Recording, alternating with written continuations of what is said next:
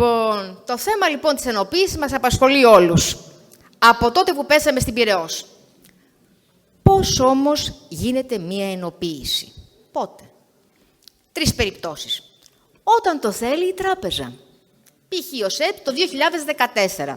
Θυμάστε ότι είχαν κληθεί όλοι οι σύλλογοι και η Ελληνική, η Πειραιώς και η Μαρφίν αποφάσισαν να ενωθούν. Εκεί ήταν μία ενοποίηση που την ήθελε η τράπεζα. Όταν το θέλουν οι ηγεσίες των συλλόγων, τον υποενοποίηση, για να μοιράσουν τις καρέκλες. Ή όταν το θέλουν οι συνάδελφοι, ο κόσμος από κάτω. Και εμάς μας το σφωνάζουν οι συνάδελφοι πολλά χρόνια. Θυμηθείτε τις μικτές περιοδίες στην Ίντρουμ, που οι συνάδελφοι το έλεγαν σε όλα τα κλιμάκια. Ενωθείτε για να δυναμώσουμε.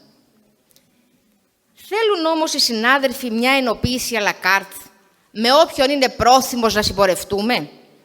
Και σε ποια κατεύθυνση θα πορευτούμε? Στο ΣΕΠ το 2014 που ενώθηκαν οι 3 σύλλογοι, κατέστησαν αυτούς προνομιακούς συνομιλητές της διοίκησης, ο βολικός αντιπροσωπευτικός, ο βολικός εταίρος της τράπεζας, που έστρωνε το δρόμο για να υλοποιεί τα αντεργατικά της σχέδια. Προς τα εκεί θα πάμε.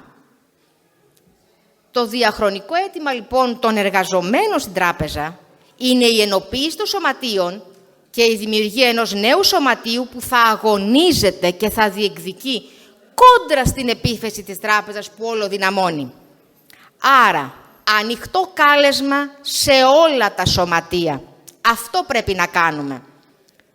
Και να μην ακουστούν ότι δεν υπάρχουν πρόθυμοι ή δεν υπάρχουν γέφυρες, γιατί η πλειοψηφία του δουσού του ΣΕΙΤΠΕ έχει δείξει ότι με κάποιους από τον ΣΕΤΑΠ θέλει να έχει συνεργασία. Έχει συνεργασία και στην ΟΤΟΕ, έχουν συγκροτήσει παρέα προεδρείο και στις εκλογές του ΤΕΑ. Άρα υπάρχουν γέφυρες. Συνεργασία λοιπόν μπορεί να υπάρξει. Ενοποίηση όχι à la carte, με κάλεσμα σε όλα τα σωματεία. Αυτό είναι το ιδανικό, αυτό είναι και το θεμιτό.